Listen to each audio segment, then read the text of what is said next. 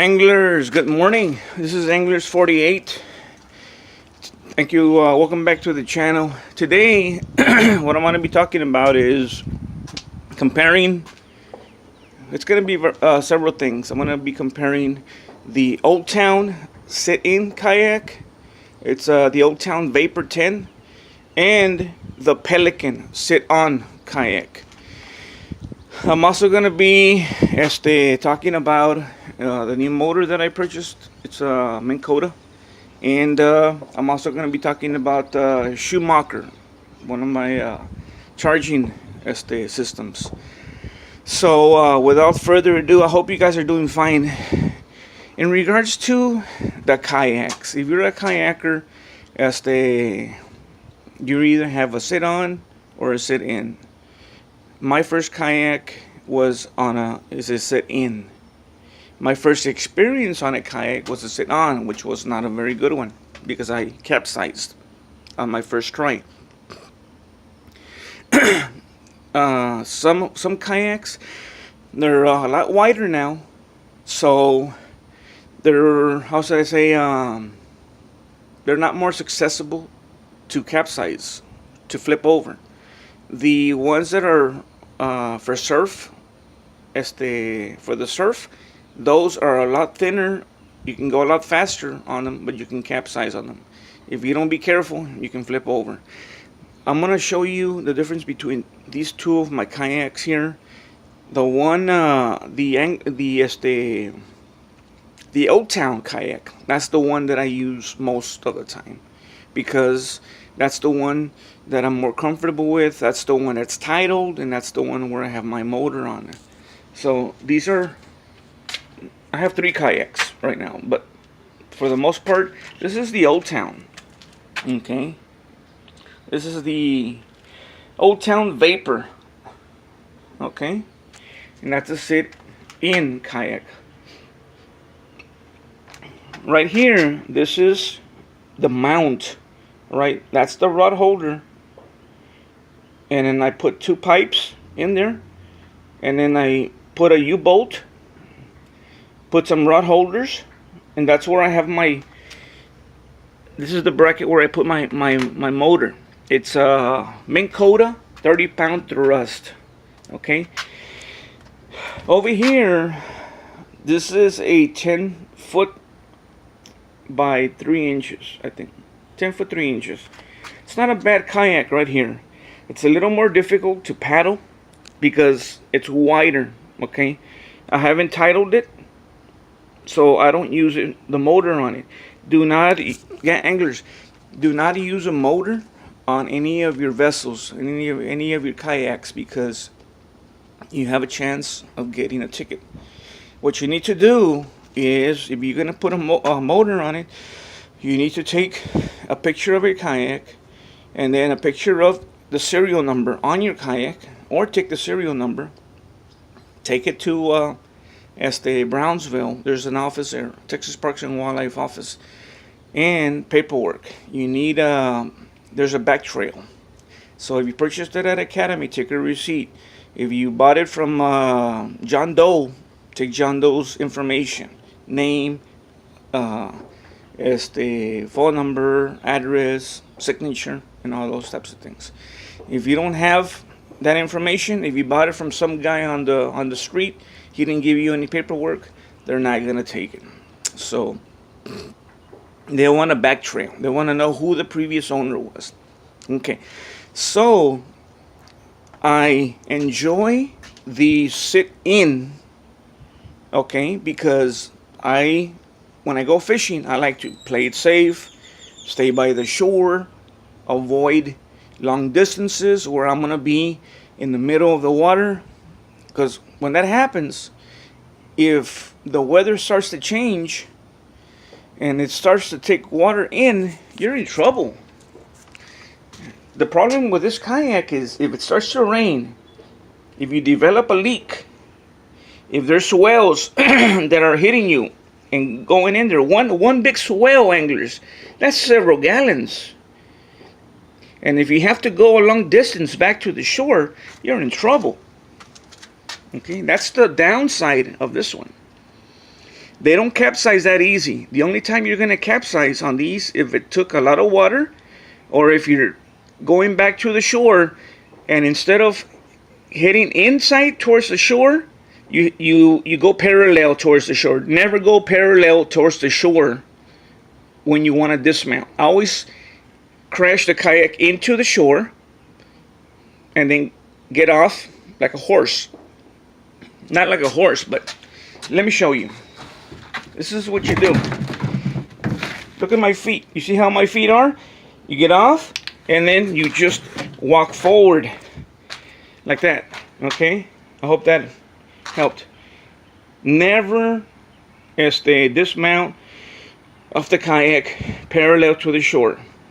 With this being the shore and that being your kayak, never do that because it's gonna capsize. All right. You always ram the shore. Okay? You run aground straight into the shore, and then you climb off. If this one had a motor, it would be awesome. Because with this one, what you can do is, okay, I can sit on it like this, okay, and fish, and it won't capsize. Obviously, I'm not gonna do this with 10 feet of water. I'm not gonna attempt it, all right? But if it's 2 feet, 3 feet, all right. 20 feet, 10 feet, 9 feet, no way. Even though it won't capsize, I'm not gonna try it, okay? I'm rather safer facing the correct way than tempting fate. Now, this kayak is easier to carry, all right? Because you can put your hand in there, grab it, and put it on your shoulder. This kayak has nowhere to hold it. Okay, sorry if it's blurry. Okay, has nowhere to hold it.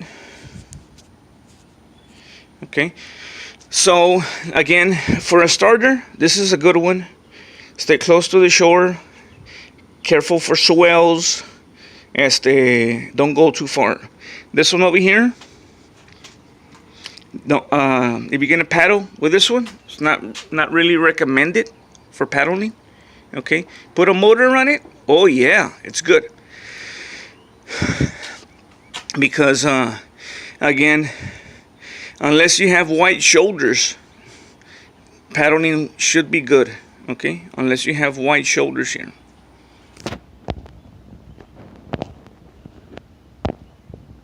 Okay, I'm trying to adjust the thing. Don't worry about it, anglers.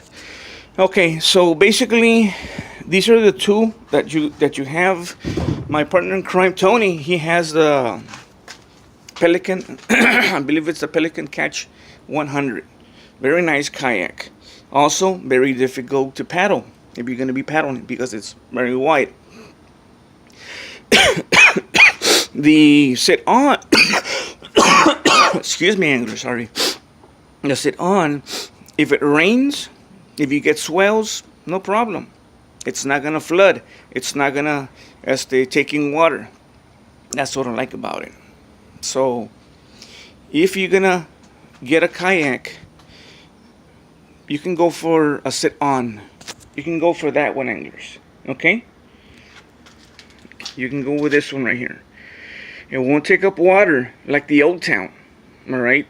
And a couple of flaws from this Old Town. They have a crate. Okay? They have a crate right here. I have no idea why they put that. Maybe it made the kayak look nice.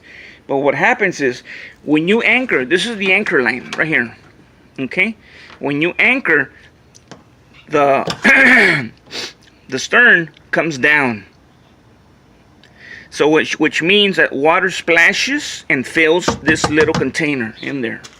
So that's a terrible design by the Old Town. Okay. So that's pretty much it, guys. If you wanna, again, title your kayak, you're gonna need about $70 to go along with all that information. If you don't have the proper documentation, you're gonna waste that trip to Brownsville. Take that documentation that I'm telling you. Take the picture of the kayak with your phone. Take the picture of the serial number. If it doesn't have a serial number, they're gonna send you back. It's not gonna work, because that's the only way that they can trace that kayak. And then when you're done, you're gonna have to put the sticker and the numbers on it, like that, on the side of the kayak. Game wardens, they see you from the distance, just like a boat, with the binoculars, and they say, "Oh, okay, that's Old Town Kayak, and it belongs to, Anglers 48." That right there says, "Hey man, that guy's current. Leave him alone. Don't bother him, because he's compliant." You don't put that on, you're gonna hear that siren, and you're gonna get pulled over, and you're gonna get a ticket. When you have a kayak, you need a life jacket and you need a whistle. No and, if, or buts. It's required by law. You don't have to wear it, but you need it. If you're on a kayak, even though you're just, gonna go have fun, take your life jacket, take your whistle. If you're gonna be fishing overnight, you need a good flashlight, one that can reach possibly a mile. Okay. If you're doing some night fishing, like sometimes I would, take a flashlight or a lantern. Okay, so you need those things right there. Recommend it. If you have a motor, take your paddles. Oh, I have a motor, I'm not gonna need the paddles. No, take it. Anything can happen. Anything can happen to the motor. You break a prop, you discharge the battery, something. What are you gonna paddle back with? What are you gonna get to safety? Take your paddles. Also, tie your anchor line correctly and properly. Some people, they don't take an anchor. Okay, it's on them. But my recommendation, paddles and anchor. Those are the two life savings. Because if you drop your paddles and you don't have an anchor, you're gonna be drifting. And if you're in the shallow and don't have paddles, you're gonna drift to the deep end, and then you're in big trouble. So paddles, anchor. All right, so we're gonna move on. This is another kayak that I have, anglers. Okay, this is a sit-in. It's a Pelican. That one, I believe, better quality than this one right here. Okay, this one's still good, but this one right here can last you for a lifetime. Okay, we're gonna move on, anglers. We're gonna talk about the new trolling motor that I got. Okay, let me see if I can. Okay, it's not doing justice here. This is an Endura trolling motor. I don't like the way it's coming out, but okay. My trolling motor was giving me issues. It was not doing what it was supposed to. So I went ahead and got the Endura replacement. This motor goes mounted on my kayak. So it's an Endura transom mount trolling motor. Okay? It's nothing fancy. Now what MDLR and RX Angler have, that's nice. That's the autopilot. Very expensive. Okay. This one is about $100, a little bit over $100 with tax.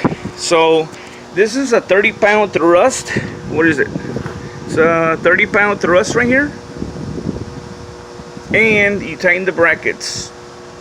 Some people put the trolling motor on the back. This is it right here. The main coda, and that's the prop right there. It's got 5 speeds. Okay, it's not bad. It'll get you where you want to go. So this is a Minn Kota 30-pound thrust. I did have a 40-pound thrust motor, but it went as fast as the 30-pound thrust. I didn't notice a difference. The only difference that I noticed was the weight that it put on my kayak. So if you have a kayak, 10-footer, you're gonna put a trolling motor, go with the 30. because the 40 pushes you the same amount of speed. It only weighs. Now, if you have a 12 footer, okay, 13 footer, yeah, you can go with a 40 because it can handle the weight of the 40-pound thrust. Now, let me see. You can get these at Academy. Like I said, for $100, maybe a little bit over 100. Also, you need a good charging system. I got this one right here. It's a Shimano battery charger. Okay, engine starter. Okay. This one runs about $100. I had one that my dad gave me, but he needed it back, so I went ahead and gave it to him back. So, and I have a charger maintainer, but since I use big batteries, if I put a lot of strain on those batteries on one of my fishing trips, I won't be able to revive it with that little charger maintainer. Okay, so I needed something bigger, something stronger. Okay, and this is how you see it. When I come back from my fishing trip,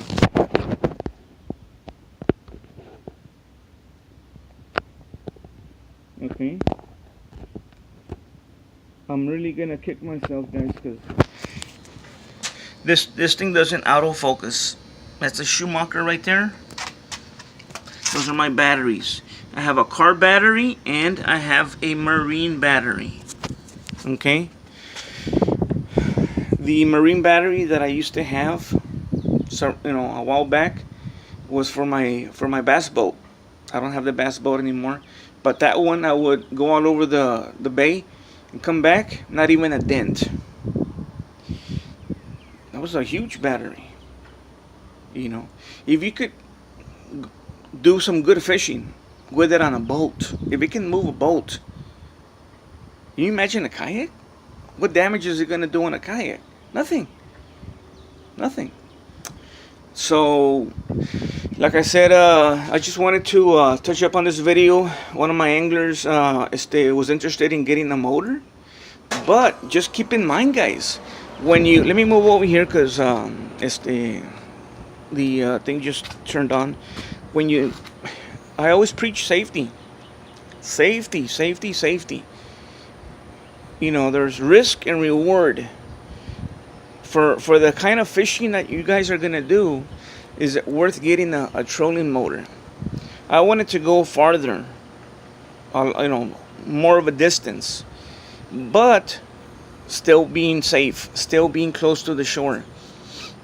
Like in Arroyo City. When I go to Arroyo City, yeah, I go some distance, but I stay close to the shore.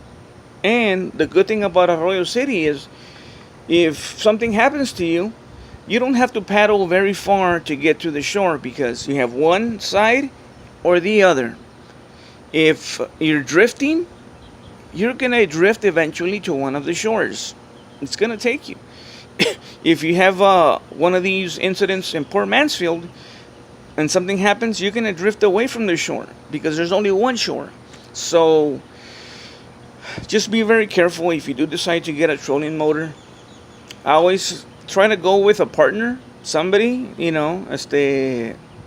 just in case there's issues. All right, take your phone. Be careful with your phone, though. It's not very good to take a phone because something always happens. You get wet. So just be safe, be legal, and you're gonna be able to hit more spots. The good thing about a trolling motor is, for example, if you're gonna go to Port Mansfield, you can go a good distance south of town, right? Go south, and then you drift. The southerly winds are going to bring you north, back to the shore, back to town. So if you want to do that, use a trolling motor that way. Go a good distance, and then you're drifting and casting, and when you hit the spot, that's where you stay. So, if you have any questions, go ahead and comment. Don't fret. All right, leave a comment. If you have any questions regarding the trolling motor charger, comment on that too. All right, from far Texas, with this little tutorial, Anglers 48 signing off.